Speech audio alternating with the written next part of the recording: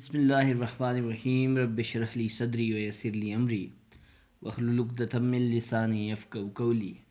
میں ہوں آپ کا اردو ٹیچر وقاص اعظم اور آپ کو Noor school and college Google classroom میں خوش آمدید کہتا ہوں۔ عزیز طلبہ، ہم فیض احمد فیض کی غزل پڑھ رہے ہیں۔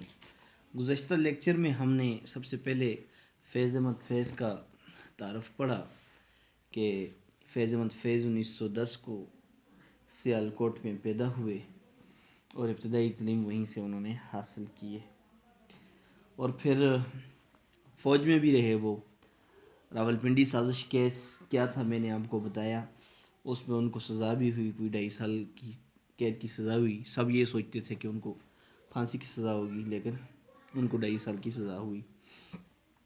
پہلا مجموعہ کلام جو ہے ان کا وہ نقش فریادی ہے، جو 1941 میں شائع ہوا۔ وہ ایک انسان دوست خیالات کے مالک تھے۔ انسان دوست خیالات کی وجہ سے ان کو لینن امن ایوارڈ بھی ملا۔ ترقی پسند تحریک سے وابستہ شعراء میں فیض احمد فیض جو تھے ان کا بڑا ہی بلند مقام تھا۔ پھر اس کے بعد ہم نے ان کے پہلے شعر پہ ان کی غزل کی طرف آئے تو پہلے شعر میں وطن سے محبت کا جو جذبہ نظر آ رہا ہے اس کو آپ کے سب نے بیان کیا کہ فیض جو ہیں وہ کئی بار جلا وطن بھی ہوئے، لیکن دور رہ کر بھی وطن کی محبت ان کے دل سے نہ گئی۔ اور اسی میں انہوں نے کہا کہ کوئی ایسا لمحہ نہیں، کوئی ایسی گھڑی نہیں جس میں وطن کی یاد، وطن کی محبت میرے دل میں نہیں ہوتی۔ ہر وقت وطن کی محبت سے وہ جڑا رہتا ہے۔ شکر ادا کرتے ہیں کیونکہ وہ وطن سے محبت کرتے ہیں، اور وہ کہتے ہیں کہ اب دوری کا کوئی احساس نہیں رہا، اور اب مجھے تنہائی کا جان لیوا احساس بھی نہیں ستاتا، کیونکہ وطن کی محبت جو ہے، وطن کی یاد جو ہے وہ ہر وقت میرے ساتھ ہے۔ پھر اس کے بعد وطن کے لیے قربانی دینے کی بات ہوتی ہے تو فیض کہتا ہے کہ مشکل ہیں اگر حالات وہاں دل بیچائیں جاں بیچائیں، دل والوں کوچے جانا میں کیا ایسے بھی حالات نہیں۔ تو قربانی کا جذبہ اور ثابت قدمی انسان کو اپنے مقصد تک پہنچانے میں اہم کردار ادا کرتے ہیں۔ اسی جذبے کا فقدان ہو اور قدم ڈگمگاتے ہوں تو عشق کی راہ میں موجود قدم قدم پر بلاؤں کا مقابلہ نہیں کیا جا سکتا۔ شاعر نے کہا ہے کہ اپنا سب کچھ کوچے جانا میں قربان کر کے اپنے عشق کو امر کر لو، اور کوچے جانا سے مراد اس کا ملک ہے، اس کا وطن ہے، یعنی کہ اپنی جان کا نذرانہ دے دینا ہی اپنے عشق سے وابستگی اور کامیابی کی دلیل ہے۔ اس غزل کے باقی اشعار پر تو دیکھتا ہوں کہ فیض احمد فیض اس میں کیا کہتے ہیں۔ جس دج سے کوئی مقتل میں گیا وہ شان سلامت رہتی ہے، یہ جان تو آنی جانی ہے اس جان کی تو کوئی بات نہیں۔ حسب معمول سب سے پہلے ہم نے اس میں مشکل الفاظ دیکھنے ہیں کہ مشکل الفاظ کے معنی کیا ہیں۔ دھج کہتے ہیں انداز کو، طریقے کو، ڈھنگ کو، اسلوب کو۔ انداز مقتل کہتے ہیں قتل گاہ کو، جہاں پہ قتل کیے جاتے ہیں۔ شان کہتے ہیں عزت کو، وقار کو، اور اس میں کوئی لفظ مشکل نہیں ہے۔ اب فنی محاسن کے اعتبار سے دیکھتے ہیں، فنی محاسن کے اعتبار سے اس میں کیا ہے۔ جان کا لفظ 2 دفعہ آیا ہے، جان جان، تو یہ صنعت تکرار ہے۔ یہ کیا ہے؟ صنعت تکرار ہے۔ اور اب دیکھتے ہیں اس کی تشریح کی طرف ہم آتے ہیں کہ شاعر نے اس کی تشریح میں کیا کہا ہے۔ فیض کی شاعری میں یہ سب سے زیادہ مشہور شعر ہے، جس دج سے کوئی مقتل میں گیا، جو گیا وہ شان سلامت رہتی ہے، یہ جان تو آنی جانی ہے اس جان کی تو کوئی بات نہیں۔ یہ زبان زد عام ہے اور خود فیض کی زندگی کی تفسیر ہے، یہ تشریح ہے۔ یہ شاعر کہتے ہیں کہ اس دنیا میں زندگی گزارنے کے بعد جب موت کا لمحہ آتا ہے تو وہ قابل دید ہوتا ہے کہ کون کس انداز سے موت کو گلے لگاتا ہے۔ ٹھیک ہے نا، موت کو گلے لگانے کا بھی ایک انداز ہے۔ مختلف طریقوں سے لوگ جو ہیں وہ موت کو گلے سے لگاتے ہیں۔ کوئی پریشان حال ہوتا ہے اور اس کے ذہن میں خوف اور وسوسے ہوتے ہیں، تو کچھ لوگ بڑی بہادری سے تختہ دار کو چوم کر آگے بڑھتے ہیں. پھر موت کو گلے لگانے کا یہی انداز لوگوں کو یاد رہتا ہے، جو بڑی بہادری سے تختہ دار کو چومتے ہیں اور موت کو گلے لگاتے ہیں. موت تو آنی ہے، یہ زندگی تو چلی جانی ہے، لیکن جس انداز سے زندگی موت کی طرف بڑھی ہے وہ انداز قابل دید ہوتا ہے. تو موت کا خوف ان لوگوں کو نہیں ہوتا جو اپنے نظریہ حیات اور نصب العین یعنی کہ زندگی کے مقصد اور نصب العین کی سچائی پر یقین رکھتے ہیں.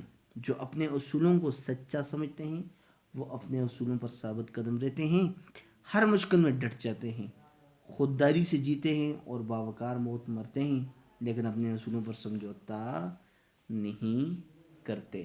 اور جو لوگ اس طرح کسی عظیم مقصد کی خاطر جان کا نذرانہ دیتے ہیں وہ مر کر امر ہو جاتے ہیں. زمانہ ان کو ہمیشہ یاد رکھتا ہے. فیض نے بڑی خوددار زندگی گزاری ہے، کسی ظالم و جابر حکمران کے آگے سر نہیں جھکایا. ان کو خریدنے، دبانے اور ڈرانے کی بہت کوششیں کی گئیں، لیکن انہوں نے ہمیشہ اپنے اصولوں کا بھرم قائم رکھا. اصولوں کا پاسدار بن کر جیے اور اصولوں کا پاسدار بن کر رخصت ہوئے. تو اسی لیے وہ شاعر نے کہا ہے، حوالے کا شعر ہے، یہ بھی آپ لکھیں. حوالے کا شعر کیا ہے؟ حوالے کا شعر ہے کہ ہم سے قاتل کے حال و خد پوچھو، ہم سے قاتل کے حال و خد پوچھو، ہم نے مقتل میں شب گزاری ہے. ہم سے قاتل کا حال و خط پوچھو، ہم نے مقتل میں شب گزاری ہے. تو گویا وطن کے لیے وہ کہتا ہے جان دینا، وہ اس انداز سے موت کو گلے لگانا ہے کہ ساری دنیا جو ہے وہ قیامت تک اس کے اس انداز کو یا اس کی اس قربانی کو یاد رکھے گی. اگلا شعر پڑھتے ہیں. میدان وفا دربار نہیں، یہاں نام و نسب کی پوچھ کہاں، عاشق تو کسی کا نام نہیں، کچھ عشق کسی کی ذات نہیں. سب سے پہلے الفاظ معنی دیکھتے ہیں کہ اس میں انہوں نے کیا کہا ہے. تو الفاظ معنی جو ہیں وہ نام و نسب خاندان سلسلہ کو کہتے ہیں، خاندان اونچا خاندان چھوٹا خاندان. ذات کہتے ہیں گروہ کو، نسل کو. ہاں، اور اس میں کوئی لفظ مشکل نہیں ہے. فنی ماسن کے اعتبار سے میدان وفا جو ہے وہ مرکب اضافی ہے، نام و نسب جو ہے وہ مرکب عطفی ہے، اور اس کے علاوہ جو ہے وہ عاشق اور عشق جو ہے وہ صنعت میرات النظیر کے ایک ہی قبیل سے تعلق رکھتے ہیں. یہ الفاظ ایک ہی قبیل سے تعلق رکھتے ہیں. اب آتے ہیں اس کی تشریح کی طرف. تو تشریح میں فیض کے ہاں اگرچہ الفاظ پرانے اور مضامین روایتی نظر آتے ہیں، لیکن ان کے اشعار میں الفاظ کے اندر معنوی پیلوداری موجود ہوتی ہے. ہاں، بڑی گہری بات. معنوی پیلوداری کیا ہے؟ وہ بڑی گہری بات کرتے ہیں. الفاظ کو نئی معنویت میں استعمال کرنا ان کی شاعری کی ایک نمایاں صفت ہے. جیسا کہ اس شعر میں لفظوں کے معنی سے ظاہر ہے، میدان وفا سے مراد کیا ہے؟ وطن کے جیالے اور جانثار ہیں. میدان وفا سے مراد وطن کے جیالے اور جانثار ہیں. اس شعر میں دیکھیں تو فنی ماسن کے اعتبار سے آپ کو استعارہ بھی ملے گا. میدان وفا دربار نہیں، یعنی کہ میدان وفا کو دربار سے دربار کا لفظ ادھار لیا ہے میدان وفا کے لیے. اچھا، پھر کیا کہتے ہیں کہ عام طور پر بادشاہ کے دربار میں لوگوں کے حسب و نسب، معاشرتی حیثیت اور معاشی حالت کے بارے میں پوچھا جاتا ہے. ہاں، تم کون سے خاندان سے تعلق رکھتے ہو، تمہارا بیک گراؤنڈ کیا ہے، اور اس پوچھ گچھ و تحقیق کے نتیجے میں دربار میں اس کی حیثیت کا تعین ہوتا ہے. یعنی کہ دربار میں بڑے اونچے اونچے لوگوں کو جگہ دی جاتی ہے. کوئی شخص امیر ہے، مشہور ہے، خانوادہ یا خاندان اس کا جو ہے بڑا اونچا ہے، تو اس کو سر آنکھوں پہ بٹھایا جاتا ہے. اس کا ہر جائز و ناجائز مطالبہ اور خواہش پوری کی جاتی ہے. لیکن اگر غریب اور گمنام ہے تو اس پر دربار کے دروازے بند کیے جاتے ہیں. ہاں، تو اس لیے شاعر کہتے ہیں کہ یہ میدان وفا جو ہے نا، یہ جو عشق کا میدان ہے، یہ کوئی دربار نہیں ہے کسی بادشاہ کا جہاں پہ جو ہے صرف اونچی ذات والے لوگ کیا ہو سکتے ہیں، داخل ہو سکتے ہیں. تو نہ اس کی بات سنی جاتی ہے، نہ اس کی وفاداری قبول کی جاتی ہے. ہاں، کس کی؟ غریب کی، گمنام کی. میدان اس میں دربار میں اس شعر میں فیض کہتے ہیں کہ وطن سے عشق کسی کی ذات سے منسوب نہیں ہے، بلکہ ہر وہ شخص جو وطن سے عشق رکھتا ہے عاشق کہلانے کا حقدار ہے. جس طرح وطن پر جان نچھاور کرنے والا اعلیٰ سیاسی خاندان کا بھی ہو سکتا ہے اور کوئی گمنام بھی، اور اسی طرح محب وطن کوئی وزیر اعظم اور گورنر بھی ہو سکتا ہے. اسی طرح کیپٹن اور حوالدار کے درجے کے معمولی فوجی افسران شیر خان اور لالک جان بھی اپنے خون سے وطن سے محبت کی تاریخ رقم کر چکے ہیں. ہاں، اپنے خون سے انہوں نے وطن کی محبت کی تاریخ رقم کی ہے. لالک جان بھی تھے، شیر خان بھی تھا.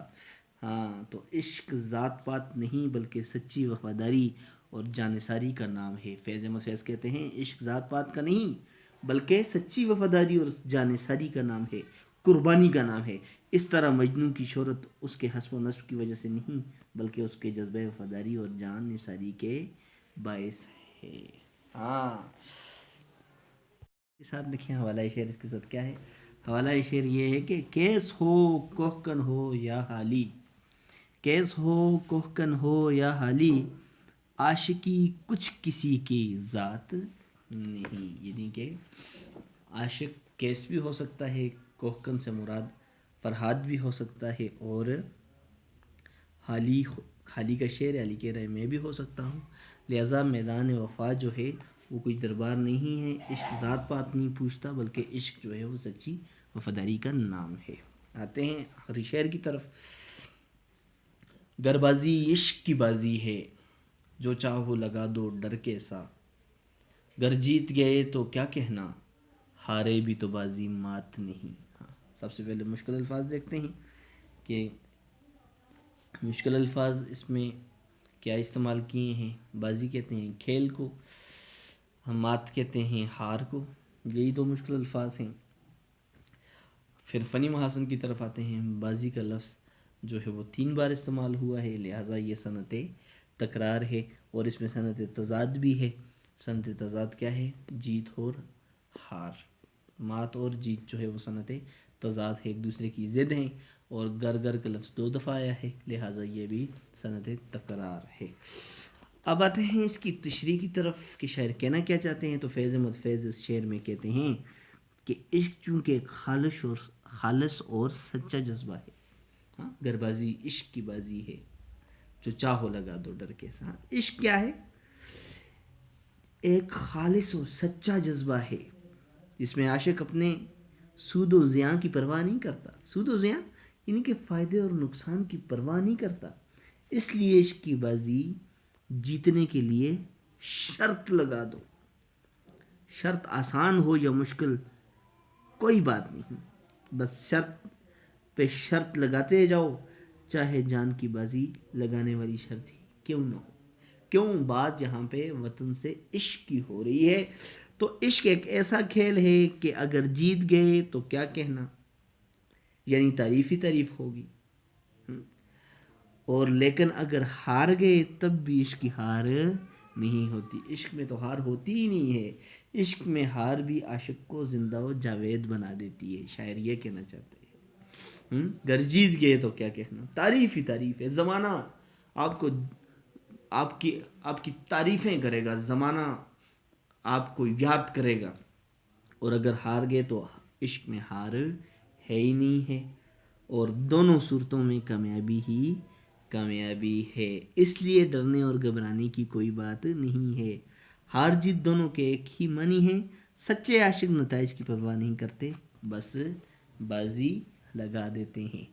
تو آپ دیکھیں، اب حوالے کا شعر دیکھیں کہ یہ بات بھی ممکن ہے کہ میرا سر نہ ملے.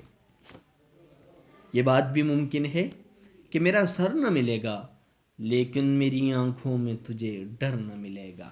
ہاں، تو یہ فیض احمد فیض نے کہا عشق کی بازی میں چاہو کچھ بھی لگا دو، خواہ وہ جاں ہی کیوں نہ ہو، اس میں کیونکہ ہار نہیں ہے، کیونکہ یہ ایک سچے جذبے کا نام ہے.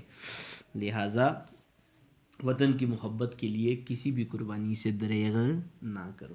تو عزیز طلبہ یہ تھا آپ کا آج کا لیکچر. فیض احمد فیض کی غزل ہے. یہ